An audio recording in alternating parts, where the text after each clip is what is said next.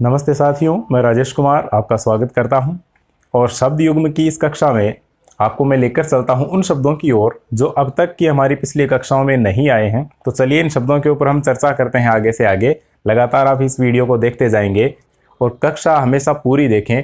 कोई भी बात तभी समझ में आती है क्योंकि ये भाषा है और शब्दों के गहरे गहरे अर्थ निकलते हैं, अनेकानेक अर्थ निकलते हैं। इस देखिए पहला शब्द लिखा है यहाँ पर जाया और दूसरा है जाया। बहुत ही बारीक सा इसमें अर्थ है। जय के नीचे एक बिंदु लगी हुई है जिसको मैंने पहले भी बता दिया आपको, इसको नुक्ता कहते हैं। ये जो नीचे बिंदु लगी है इसको नुक्ता कहते हैं।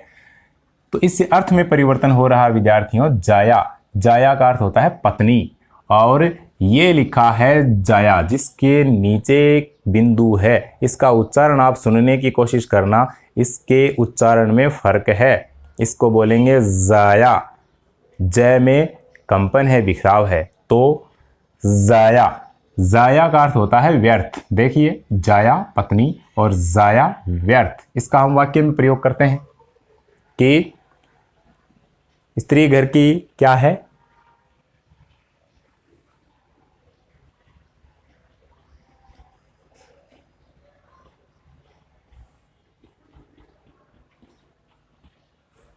तो उच्चारण में अंतर है जाया और जाया में, और साथ में अर्थ में भी अंतर है। जाया, जाया का अर्थ व्यर्थ करना, मतलब नष्ट करना।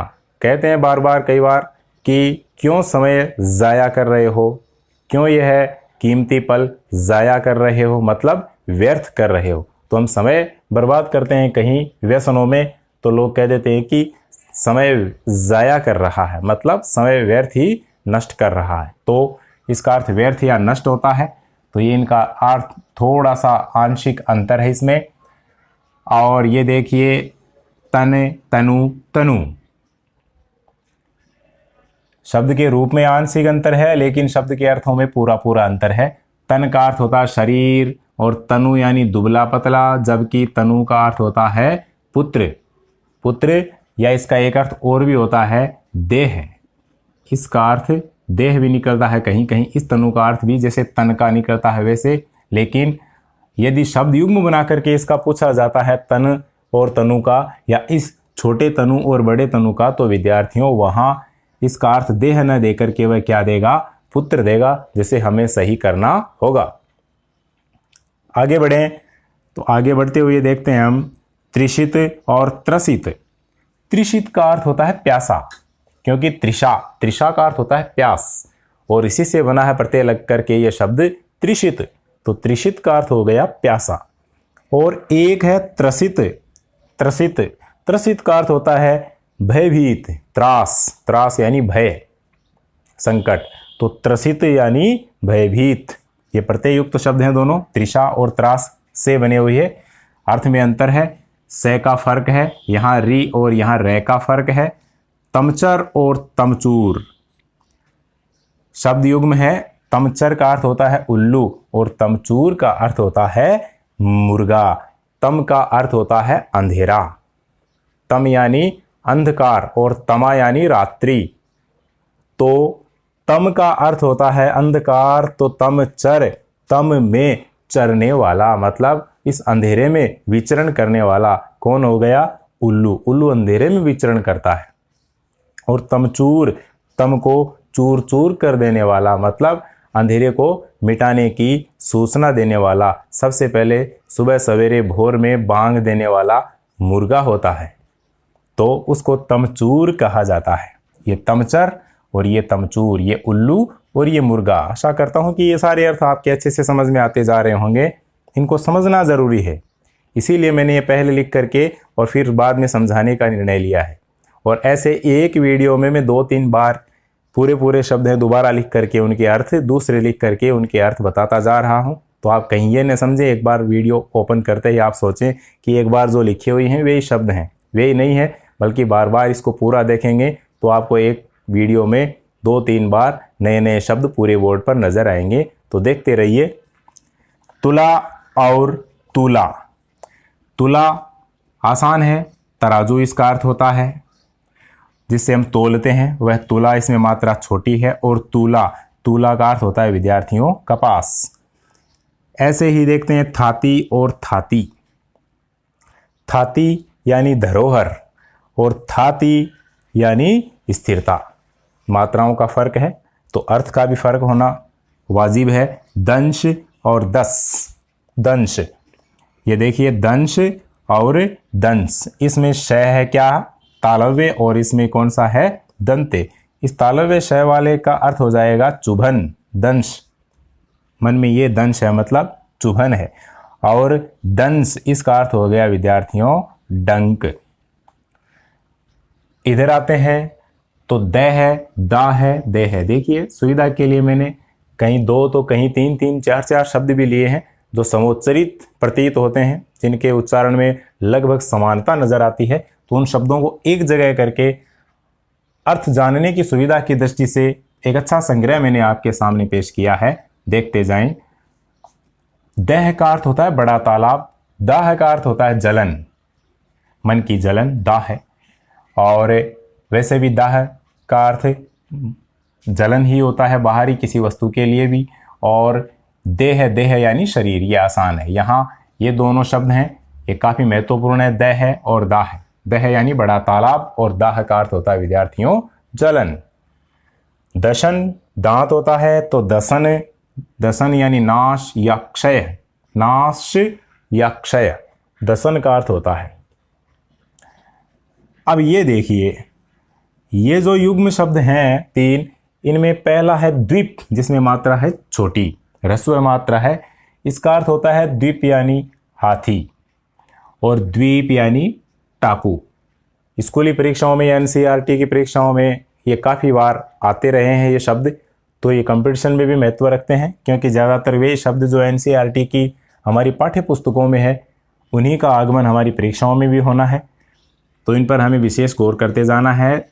द्वीप यानी हाथी, द्वीप यानी टापू, और एक ये खास शब्द है द्वीपी, देखेंगे आप इसकी ओर। द्वीपी का अर्थ होता है बाघ, चीता या हाथी, इनको द्वीपी कहते हैं। और ये क्या, द्वीप यानी टापू होता है, ये सरल है हमारे लिए, और द्वीप में मात्रा छोटी है तो हाथी होगा। लेकिन द्वीपी का अर्थ बाघ, चीता या हाथी, इनमें से कोई सा भी आ सकता है, तो ध्यान देने की बात है। यहाँ द्वीप यानी हाथी और द्वीपी यानी भी हाथी, लेकिन बाघ और चीता भी आ सकता है इस द्वीपी के लिए। द्रोण, द्रोण का अर्थ होता है दोना, दोना जिसमें कुछ रखा जाता है, पात्र खाली, तो द्रोण का अर्थ होता है दोना। और द्रोणी बड़ी है मात्रा, तो इसका अर्थ हो जाएगा डोंगी या दो पर्वतों के बीच का स्थान। द्रोणी का अर्थ होता है डोंगी, डोंगी छोटी नाव को कहते हैं। और दो पर्वतों के बीच का स्थान, कोई घाटीनुमा स्थान, उसे भी क्या कहते हैं, द्रोणी कहते हैं। तो इस पर भी आपको विशेष ध्यान रखना है। और एक इसके साथ मिला देते हैं शब्द द्रोणी, द्रोणी छोटी, तो यहाँ द्रोण का पुत्र, द्रोणाचार्य गुरु का पुत्र है, उसको हम द्रोणी कहेंगे। उसका नाम था अश्वत्थामा, ये अश्वत्थामा थे, अश्वत्थामा।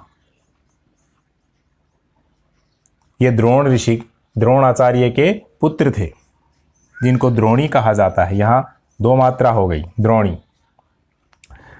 अब देखते हैं तो निर्माण और निर्वाण। निर्माण का अर्थ होता है बनाना, रचना करना, और निर्वाण का अर्थ होता है मोक्ष। इधर है निशामुख और निशामृग। निशामुख गोधूली वेला को कहते हैं, क्योंकि वह निशा का मुख होता है, मतलब रात्रि का आगमन होता है, शुरुआत होती है, तो वह निशामुख गोधूली वेला शाम का समय होता है। और निशामृग है, वह गीदड़ होता है। निशामृग गीदड़ को कहते हैं, क्योंकि निशा यानी रात्रि, मृग यानी हिरण, यानी ऐसा जीव जो रात्रि में विचरण करता है, उछल कूद करता है, वह निशामृग कहलाता है। इसमें गीदड़ है। और ये देखिए नर्क और नक्र। नर्क जिसमें ऊपर रेफ वाला रे लगा है, इसका अर्थ हो जाएगा नरक। और नक्र जिसमें कै के नीचे रे का आगमन है, वह हो जाएगा मगरमच्छ, इसका अर्थ हो जाएगा मगरमच्छ। ऐसे ही इस युग्म की ओर दृष्टि डालें, निहार और निहार। अच्छा है, निहार का अर्थ होता है निहारना यानी देखना, और नी दीर्घ है, तो इसका अर्थ हो जाएगा विद्यार्थियों ओस कण, ओस की बूंदे हैं, उनको निहार कहते हैं। इस नाम से महादेव वर्मा की एक रचना भी है। और इधर देखिए तीन शब्द उठाए हैं, एक शब्द है नेति, न जोड़ इति, नेति, ती क्या है इसमें, छोटी है, ह्रस्व है, तो न जोड़ इति ये गुण संधि है। न का मतलब नहीं, इति का मतलब अंत, समापन, जिसका अंत या समापन नहीं हो उसके लिए नेति नेति कहा जाता है। परब्रह्म के लिए वर्णन करते समय नेति नेति कहा जाता है, मतलब इतना ही नहीं, इतना ही नहीं और भी। तो नेति का अर्थ हो गया जिसका अंत न हो, न जोड़ इति जिसका अंत न हो, उसके लिए नेति। और नेति, ती बड़ी, इसका अर्थ होता है मथानी की रस्सी, मथानी की रस्सी, जो कि हम राजस्थानी शब्दावली में पढ़ चुके हैं, सचित्र आपने इसको देख लिया है। नेति मथानी की रस्सी नेति कहलाती है। और एक होता है नेत्री, ये स्त्रीलिंग है नेता का, नेता का स्त्रीलिंग नेत्री, अभिनेता का जैसे अभिनेत्री, नेता का नेति नहीं होता है, नेत्री होता है। इस युग्म की ओर हम बढ़ते हैं, पतन और पत्तन। पतन का अर्थ होगा गिरावट, ह्रास, और पत्तन का अर्थ होता है बंदरगाही शहर। बंदरगाह है जहाँ पर जहाज आदि आकर के रुकते हैं, उस स्थान को क्या कहा जाता है, पत्तन। ऐसा नगर जहाँ पर जहाज़ों का आगमन होता है, जो रुकते हैं वहाँ से आगे बढ़ते हैं, वे क्या, वह शहर क्या कहलाता है, बंदरगाही शहर। अर्थात एक शब्द में देखें तो उसको पत्तन कहा जाता है, जिसमें आधे तय का आगमन है। बस इतना सा ही अंतर है दोनों शब्दों में बारीक। अब देखते हैं पदत्राण और परित्राण। पदत्राण का अर्थ होता है पैरों की, त्राण यानी रक्षा करने वाला, पैरों की रक्षा करने वाला क्या होगा, जूता, पदवेश, पदत्राण यानी जूता, पदवेश कहते हैं। और परित्राण का मतलब सुरक्षा देना, सुरक्षा करना, तो ये हो गया परित्राण। परित्राण सुरक्षा है तो पदत्राण जूता है। ऐसे ही ये बहुत ही अच्छा शब्द है, जटिल भी है थोड़ा, कि परीक्षत और परीक्षित। परीक्षत का अर्थ होता है नष्ट भ्रष्ट करना, और परीक्षित का अर्थ होता है जिसकी परीक्षा ली जा चुकी है, जांचा हुआ। और परीक्षित नाम के एक राजा भी हुए हैं, अभिमन्यु के पुत्र परीक्षित। और ये देखिए, ये काफ़ी महत्वपूर्ण शब्द है क्योंकि ये सेकंड ग्रेड आरपीएससी की परीक्षा में आ चुका है। परजन और परजन्य, परजन इसमें रे पूरा है तो इसका अर्थ हो जाएगा पर यानी पराया, जन यानी लोग, पराये लोग, या फिर कोई शत्रु जिसमें हमारे प्रति कोई अपनत्व का भाव न होकर के द्वेष है, तो वह हो गया परजन यानी पराये लोग या शत्रु, अर्थ हो गए। और देखते हैं परजन्य। परजन्य का अर्थ होता है विद्यार्थियों बादल, इंद्र, विष्णु, है ना, खासकर जल देने वाले के लिए इसका प्रयोग होता है। तो ये युग्म है, यह आरपीएससी की परीक्षा में आया हुआ है। और इधर आगे बढ़ते हैं तो हमारे पास है परिजन और पुरजन। परिजन, परिजन का मतलब परिवार के लोग, परिजन परिवार के लोग, और पुरजन पुर के लोग, पुर यानी नगर, तो नगर के लोग हैं वे कहलाएंगे पुरजन, और परिवार के लोग हैं वे कहलाएंगे परिजन। और प्रियजन भी होता है, जो लोग हमें प्रिय हैं वे कहलाएंगे प्रियजन। वो आसान है, लेकिन इन दोनों को खास ध्यान में रखने की बात है। फिर आगे बढ़ते हैं तो परिच्छद, परिच्छेद। परिच्छद का अर्थ होता है वस्त्र, और परिच्छेद का अर्थ होता है कोई भाग या कोई प्रकरण विशेष, उसको हम क्या कहेंगे, परिच्छेद कहेंगे। तो इस तरह से ये काफ़ी इंपॉर्टेंट शब्द हैं। अभी इनके बाद में आप दूसरे शब्द इस बोर्ड पर अभी देखने वाले हैं। ये शब्द युग में एसआई की परीक्षा, रीट की परीक्षा, पटवार या फिर अन्य स्कूली परीक्षा, इन सब से संबंध रखते हैं और इनका ज्ञान होना अति आवश्यक है। इनसे हमारे शब्द समूह के लिए एक शब्दों में बढ़ोतरी होती है, साथ ही पर्यायवाची शब्दों में विस्तार होता है और हमारे शब्द ज्ञान में काफ़ी वृद्धि होती है। पुष्कल और पुष्कर, पुष्कल यानी काफ़ी, पर्याप्त, बहुत, कि ये पुष्कल मात्रा में है, मतलब खूब सारी मात्रा में, पर्याप्त है, तो वो हो गया पुष्कल। और पुष्कर, पुष्कर का अर्थ होता है कोई सरोवर, जलाशय, उसको पुष्कर कहते हैं। और ये देखिए प्रवाल और प्रवार। प्रवाल का अर्थ होता है मूंगा, और प्रवार यानी होती है ओढ़ने की ओढ़नी। प्रवाल और प्रवार, मूंगा और ओढ़नी, इनके अर्थ हैं ये बहुत ही इंपॉर्टेंट है। शब्द रचना की दृष्टि से दो शब्द हैं, प्रत्युपकार और प्रत्यपकार।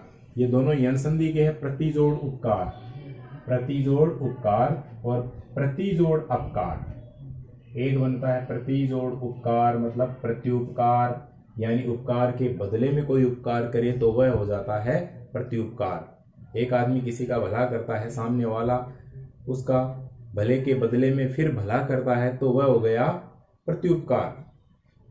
और एक है प्रत्यपकार, कोई किसी का भला करता है लेकिन सामने वाला उसके बदले में उसका बुरा करता है, अपकार करता है, उपकार का विलोम अपकार, तो वह क्या हो गया प्रत्यपकार। तो प्रतिजोड़ उपकार प्रत्युपकार और प्रतिजोड़ अपकार बराबर प्रत्यपकार।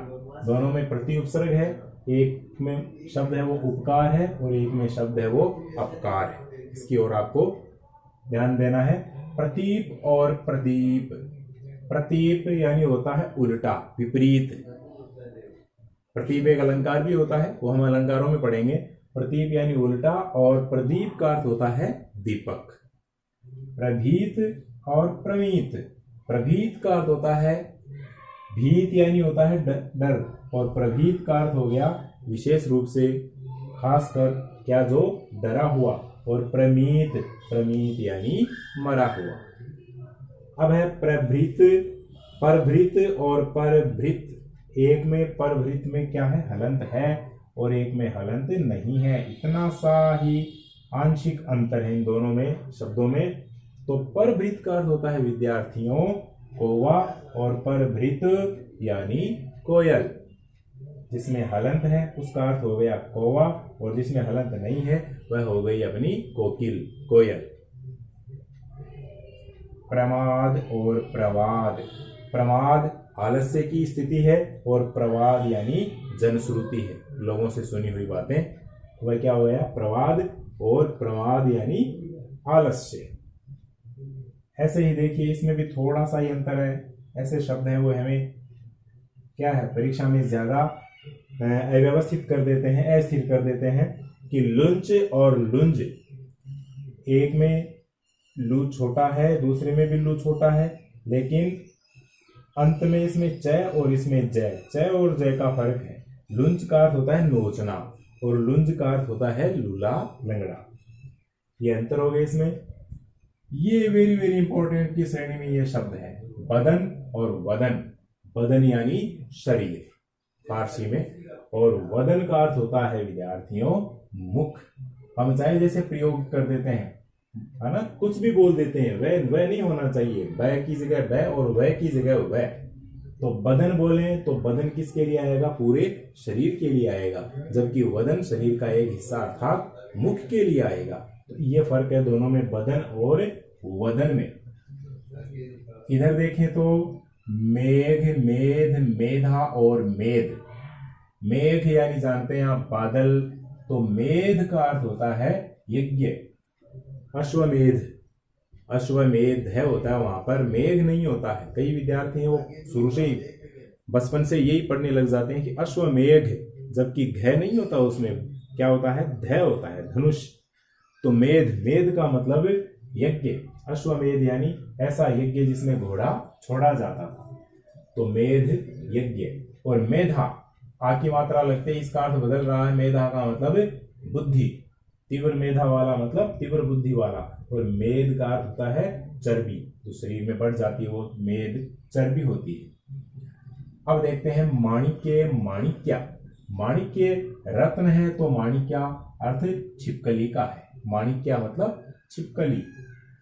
मरीची, मरीची, इधर ची ची की मात्रा का फर्क है, इसमें ची ह्रस्व है और ची दीर्घ है। मरीची छोटी है तो किरण, और मरीची में ची बड़ी है तो सूर्य, अर्थात मरीची से मरीची निकल रही है, सूर्य से किरण निकलती है। तो मरीची से मरीची निकल रही है मतलब सूर्य की किरणें। तो मरीची छोटी है तो किरण है और बड़ी है तो सूर्य है। मराल और मृणाल। मराल नाम हंस का है, तो मृणाल का अर्थ होता है विद्यार्थियों कमल की नाल, है ना, जिस डंडी पर कमल खड़ा रहता है वह क्या होती है, मृणाल। अच्छा नाम है। लुटना और लूटना, अर्थ में अंतर देखिए, एकदम से विपरीत हो गए दोनों। लुटना और लूटना, लुटना का अर्थ हो गया कि खुद लुटना, हम खुद लुट गए, हमारी हानि हो गई, हम बर्बाद हो गए, तो क्या हो गया लुटना। और लूटना मात्रा बड़ी है तो लंबा उच्चारण होगा, लूटना मतलब दूसरे को लूट लेना, किसी का धन हड़प लेना, वह क्या हो गया लूटना। तो ये लुटना खुद के लिए और ये लूटना दूसरे के लिए। व्रण और वर्ण, व्रण का अर्थ होता है घाव जिसमें वह के नीचे रहे, और वर्ण का अर्थ, वर्ण के कई अर्थ होते हैं क्योंकि वर्ण अनेकार्थी शब्द है। वर्ण यानी रंग भी होता है, वर्ण यानी हमारे स्वर व्यंजन अक्षर भी होते हैं, और वर्ण का अर्थ ब्राह्मण क्षत्रिय वैश्य शूद्र, ये 4 वर्ण हैं जो वर्ग बने हुए थे, समाज विभाजित था पहले, वे भी होते हैं। तो इस प्रकार से क्या है, वर्ण यानी घाव और वर्ण यानी रंग अक्षर या समाज के जो वर्ग हैं 4, वो भी हो सकते हैं। तो इनके सामने इसका कोई सा भी अर्थ लिया जा सकता है। इधर आए तो वृंद और वृंत, वृंद यानी समूह है और वृंत यानी डंठल। वृंद जैसे अक्सर हम बोलते हैं गुरु वृंद, गुरु वृंद यानी गुरुओं का समूह है, गुरु वृंद समूह है, और वृंत यानी डंठल। तय और दय का अंतर, अब ये देखें तो एक मात्रा का फर्क है, व्याध शिकारी और व्याधि रोग। पढ़ा था हमने आदि और व्याधि, आदि मानसिक पीड़ा और व्याधि यानी शारीरिक पीड़ा, कोई शरीर का रोग। तो ऐसे ही व्याध, अकेला व्याध आ जाए तो शिकारी और व्याधि आ जाए तो रोग। ऐसे ही ये देखिए आप, बहुत अच्छे शब्द हैं, विजन व्यंजन और व्यजन, परीक्षा में आने वाले शब्द। विजन, वी का मतलब रहित, उपसर्ग लग गया, और जन यानी लोग, जो लोगों से रहित हो, जन से रहित हो, वह स्थान क्या कहलाता है विजन। एकांत कोई भी स्थान, कोई भी जन रहित स्थान, जंगल आदि का स्थान, वह विजन कहलाता है। और व्यंजन, व्यंजन का अर्थ कोई खाद्य पदार्थ, कोई पकवान, और कोई हमारी ये ध्वनियां जो हलंत वाली ध्वनियां होती है स्वर रहित, वे व्यंजन कहलाती हैं। और खाद्य पदार्थ या पकवान की कौन से व्यंजन आज यहाँ घर में बनाए जा रहे हैं, तो उन पकवानों के लिए, उन खाद्य पदार्थों के लिए भी क्या है व्यंजन का प्रयोग होता है। तो इसके ये अर्थ निकलते हैं। अब एक बिना अनुस्वार वाला शब्द है हमारे पास व्यजन। व्यजन का सीधा सा अर्थ है पंखा, जिससे हम हवा करते हैं, वह होता है व्यजन। ये देखिए व्यंग और व्यंग्य। व्यंग का अर्थ होता है विकलांग, क्योंकि इसमें वी जोड़ अंग, यण संधि है, वी उपसर्ग है, वी का अर्थ यहाँ है रहित, और अंग यानी अंग, जो अंगों से रहित है, अर्थात इसका कोई ना कोई अंग काम नहीं आ रहा है, ऐसे को क्या कहा जाता है व्यंग। व्यंग यानी विकलांग व्यक्ति। और व्यंग्य, व्यंग्य का मतलब कोई कटाक्ष करते हैं किसी पर, छींटा किसी करते हैं, शब्द चोट जो जिसको कहा जाता है कि उन्होंने मुझ पर व्यंग्य किया, शब्दों की चोट की, वह क्या होता है व्यंग्य होता है। तो व्यंग्य का अर्थ कटाक्ष भी होता है, छींटा कसी कह सकते हैं, शब्द चोट कह सकते हैं आप। अब देखिए व्यसन और वसन। व्यसन बुरी आदत, जो कोई लत पड़ जाती है किसी नशे की, किसी बुराई की, तो वह क्या हो जाती है व्यसन कहलाती है। और वसन का सीधा सा अर्थ वस्त्र होता है, ये हम काफी पढ़ते हैं। विधायक और विधेयक, विधायक होता है विधान करने वाला, रचना करने वाला, और विधेयक होता है विधान या कानून। विधेयक का अर्थ कानून होता है, कोई विधान होता है, जबकि विधायक रचने वाला होता है। थोड़ा सा अंतर है लेकिन पूरा अंतर है। वसुदेव और वासुदेव बहुत ही महत्वपूर्ण शब्द युग्म है। वसुदेव है स्वयं कृष्ण के पिता है, उनका नाम वसुदेव था, देवकी वसुदेव की संतान कृष्ण थे। और वसुदेव में ए प्रत्यय मिला दिया, अपत्यवाचक प्रत्यय, संतानवाचक प्रत्यय ए मिला दिया, तो वसुदेव में ए मिलाने से क्या बन गया वासुदेव। और वासुदेव क्या हो गया, जो वसुदेव से उत्पन्न है जो, वह क्या वासुदेव, कौन कृष्ण हो गया। तो इस प्रकार से वसुदेव तो है कृष्ण के पिता और वासुदेव है कृष्ण। प्रायकर लोगों में इन अर्थों में अंतर है, वो भ्रम बना रहता है, कुछ भी बोल देते हैं, वासुदेव बोल देते हैं कि कृष्ण के पिता कौन थे, बोला वासुदेव थे। वासुदेव तो स्वयं कृष्ण थे, उनके पिता का नाम वसुदेव था। तो इस तरह से इनको हमें सही ढंग से अपने दिलो दिमाग में बैठा करके इनकी तैयारी करनी है। तो अब इस वीडियो के अंतिम राउंड में हम देखते हैं ये जो शब्द है इनका अर्थ। देखें, विचक्षण। विचक्षण का अर्थ होता है ज्ञाता या निपुण, किसी बात में दक्ष हो, पारंगत हो, किसी चीज का ज्ञाता हो, पूरी तरह से उसमें निपुण हो, तो वह कहलाएगा विचक्षण। और विलक्षण का अर्थ हम पढ़ते हैं कि क्या, विचित्र। यह बात बड़ी विलक्षण कह दी, मतलब विचित्र। यह घटना विलक्षण घटना है, विचित्र है, अनोखी है। शंकर और संकर। शंकर का अर्थ होता है शिव और शंकर का अर्थ होता है दो वस्तुओं का मिलन, मिश्रण, मिश्रित किया हुआ। तो इस तरह से अंतर हो गया दोनों में, शंकर यानी शिव और संकर यानी मिश्रण। ऐसे ही हम देखते हैं शोक और शौक। बहुत ही अच्छा शब्द युग्म है परीक्षा की दृष्टि से, और ध्यान रखने में भी ये बहुत ही जरूरी है बातें कि शोक यानी दुख और शौक यानी रुचि, कि उसे पुत्र के वियोग में क्या हो गया, शोक हो गया, मतलब दुख हो गया, और शौक है मतलब रुचि है।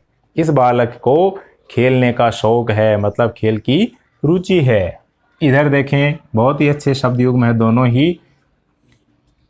इनमें काफी भ्रम आ जाता है कि शची इंद्राणी और शुचि पवित्र। शुचि प्रेम सुधा रस बरसाएं, मतलब पवित्र प्रेम का रस, और शची यानी इंद्राणी, इंद्र की पत्नी का नाम क्या था, शची था। ऐसे ही इस दंते स वाले में देखें, सूची, सू बड़ा और ची छोटी ऐसे हो तो इसका अर्थ हो जाएगा सुई, जिससे हम सिलाई करते हैं। और सूची ये लिखा जाता है तो इसका अर्थ होता है तालिका, नामावली, सारणी, ये सूची हो गई। अब है शशधर और शशिधर। शश को धरने वाला चंद्रमा, शश को धारण करने वाला, खरगोश की सी आकृति जिसके अंदर है। शशधर मतलब चंद्रमा, और शशिधर, शशि को धारण करने वाला कौन, शिव। बहुब्रीहि समास दोनों ही, शशधर आ जाए धर और शश आ जाए केवल, तो चंद्रमा, और शशिधर आ जाए तो शशि को धारण करने वाले कौन है, चंद्रमा को धारण करने वाले कौन, शिव। शिव के सिर पर चंद्रमा, तो वे शशिधर हैं, शिव जी का एक पर्याय हो गया। ऐसे ही हम देखें स्रोत, स्रोत, स्तोत्र। स्रोत यानी होता है कान, और इस तरह का स्रोत है तो इसका अर्थ हो गया झरना या माध्यम। और स्तोत्र, स्तोत्र का अर्थ होता है स्तुति। आगे बढ़ते हैं, स्वजन और स्वजन। एक आधे शय का फर्क है विद्यार्थियों। स्वजन का अर्थ होता है स्व यानी अपने, जन यानी लोग, जो अपने लोग हैं, अपने भाई बंधु हैं, वे क्या कहलाते हैं, स्वजन। उनके लिए ये तीसरा स, स्नेही स्वजन, स्नेही भाई बंधु बांधव। और यदि ये लिख दें स्नेही स्वजन तो मतलब स्नेही कुत्ता हो गया, जो कि अर्थ का अनर्थ हो जाता है। इसलिए ये खासकर विवाह है, शादी समारोह है, इनके जो कार्ड छपते हैं अपने, तो उनमें इनकी सावधानी अति आवश्यक है। या ऐसे भी हम भाषा में लिखते हैं तो इन पर सावधानी जरूरी है। स्वजन लिखें किसके लिए, अपने लोगों के लिए, भाई बंधुओं के लिए, न कि इस तरह का स्वजन। ये लिखते ही अर्थ क्या हो गया, कुत्ता हो गया, तो फर्क हो जाता है, पूरा ही फर्क हो जाता है। स्वजन पहला शय आ गया तो स्वजन का अर्थ क्या हो गया, कुत्ता।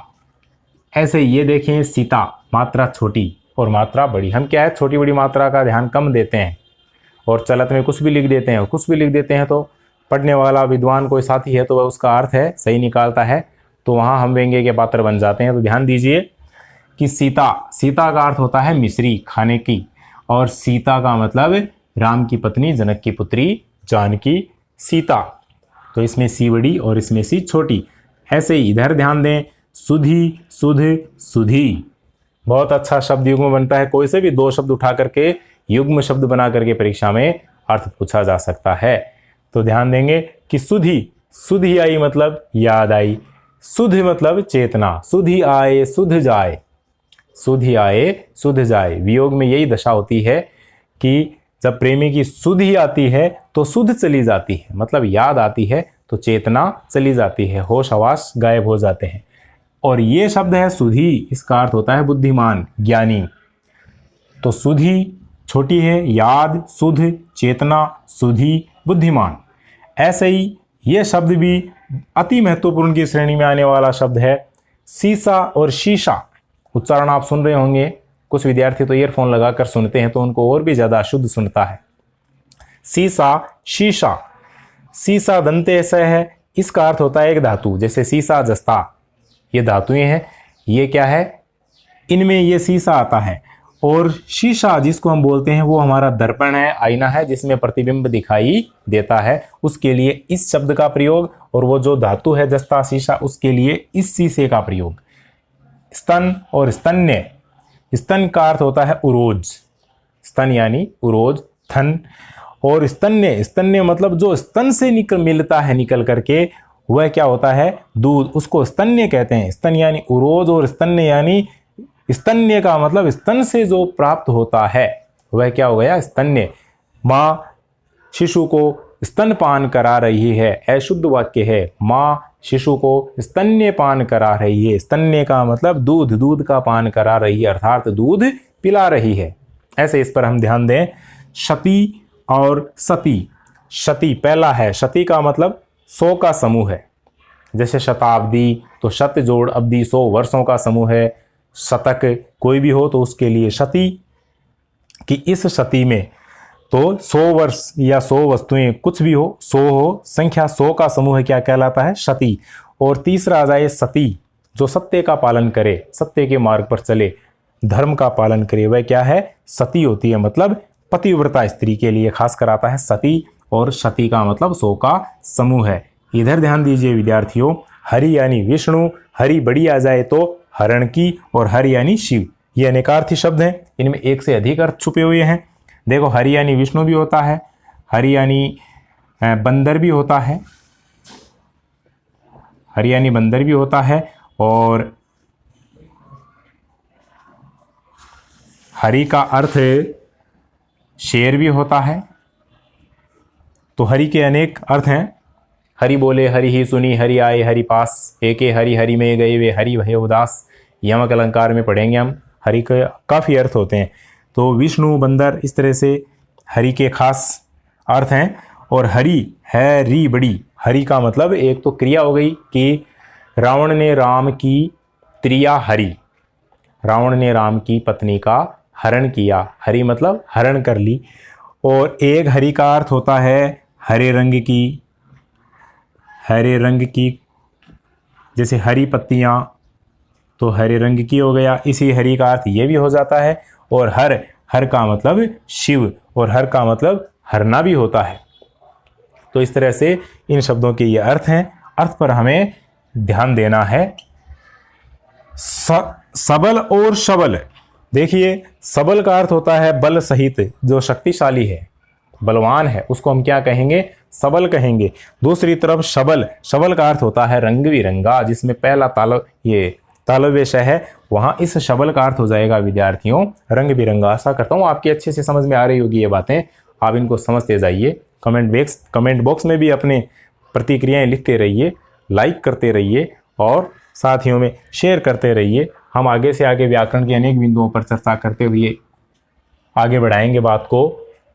देखो, स्वपच और स्वपच, स्वपच का अर्थ होता है चांडाल, जो कि एक जाति होती है चांडाल। और स्वपच का अर्थ होता है जो खुद ही पचे, वह क्या है, सुपाच्य, उसके लिए क्या होता है, स्वपच। और स्वपच चांडाल के लिए। शब्द रचना का अंतर है। शुक्ति और सूक्ति, इस शुक्ति का अर्थ है सीप, सीप जल में। और सूक्ति का अर्थ होता है श्रेष्ठ कथन, जैसे मन के हारे हार है, मन के जीते जीत, ये क्या है, एक सूक्ति है, श्रेष्ठ कथन है। इसका गहरा भाव छिपा हुआ इसके अंदर। सुधा और क्षुधा, सुधा का अर्थ होता है अमृत, और क्षुधा यानी भूख। हरण, हरिण और हरिण्य, हरण का अर्थ होता है हरण करना, वही चोरी। और हरिण का अर्थ मृग, और हरिण्य का मतलब सोना, हरिण्य का अर्थ सोना। हास, हंसी, और हरास, देखिए है में र है, यहाँ पर है आधा है और र पूरा है रा स, है को हलंत लिखेंगे, रा पूरा लिखेंगे। ये शब्द ऐसे लिखा हुआ है, इसको हम पूरा देखें तो यह है रा स, हरास। हरास का अर्थ होता है हानि या क्षति, कमी, कटौती, वही क्या है, हरास। है यानी घोड़ा और हे का मतलब घृणित। है यानी घोड़ा, तुरंगबाजी, अश्व, और हे का मतलब घृणित, कि उसने, दुर्योधन ने भीम को हेय दृष्टि से देखा, मतलब घृणित दृष्टि से देखा, तो हे का अर्थ घृणित। हाल और हाला, हाल का अर्थ होता है दशा, कई बार कहते हैं हाल ही में, तो अभी अभी, वर्तमान ही में, ये भी अर्थ निकल सकता है। और हाला का मतलब शराब। हरिवंश राय बच्चन ने हाला का अर्थ शराब मतलब खूब प्रयोग किया हाला का, तो हाला यानी शराब, मदिरा। तो इस तरह से इन शब्दों के क्या है, कुछ के एक अर्थ हैं तो कुछ के अनेक अर्थ हैं। तो शब्द क्या है, एक विस्तृत रूप लेकर के भाषा में आता है, साहित्य में आता है। हमें शब्द के सही अर्थ के ऊपर अपना ध्यान केंद्रित करना चाहिए, जिससे हमारे शब्द भंडार में उत्तरोत्तर वृद्धि होती रहे। आशा करता हूँ आपकी ये शब्द युग्म वाला वीडियो है अच्छे से समझ में आया होगा। आप इस चैनल को सब्सक्राइब कीजिए। धन्यवाद। जय हिंद।